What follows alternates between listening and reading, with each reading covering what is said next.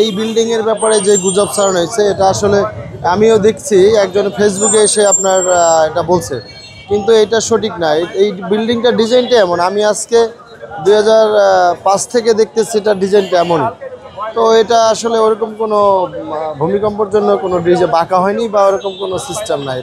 এটা ডিজাইনটা এমনভাবে করা হয়েছে, এটা আমার জানা মতো এবং আমি দেখে আসছি। হ্যাঁ, যদি আপনার এটা ভূমিকম্প হয়ে যদি ক্ষতিগ্রস্ত হইতো, আপনার এই গ্লাসগুলো ভেঙে যেত। আমি ফেসবুকে দেখেছি একটা বাসার ভিতরে সুকেসটাও আপনার হয়ে গেছে, ভেঙে গেছে।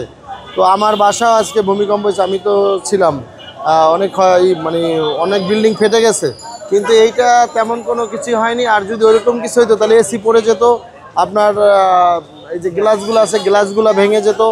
আর এটা হলো ডিজাইনটাই এমন, এটা যখন প্রথম করেছে এটার নকশাটা এমন ছিল। এটা আসলে যারা ছড়াচ্ছে মানে না জেনে হয়তো যাচ্ছে রাস্তা দিয়ে, তখন হয়তো ভাবছে যে এটা মনে হয় বাঁকা হয়ে গেছে ভূমিকম্পের কারণে, কিন্তু অরিজিনাল না, এটা ডিজাইনটা এমন। এটা মানুষের ভাইরাল হওয়ার নতুন টেকনিক আর কি। যে বিল্ডিংটা তৈরি হয়েছে এরকম বাঁকাভাবে, বিল্ডিংটা আজকে অনেক বছর ধরে এরকম বাঁকাভাবে তৈরি।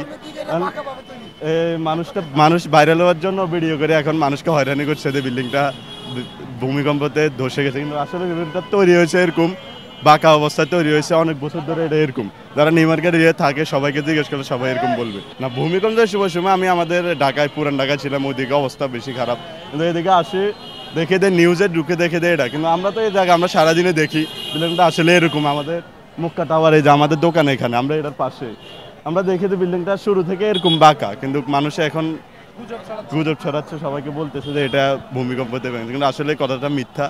আজকে যে ভূমিকম্পটা হয়েছে এটা হয়তো অন্যদের দিনের থেকে আজকে একটু হালকা বেশি মনে হয়েছে, কিন্তু কোনো এটা আমাদের ভূমিকম্পতে এই বিল্ডিংতে রাপিন প্লাজা কোনো ক্ষতিগ্রস্ত হয় নাই।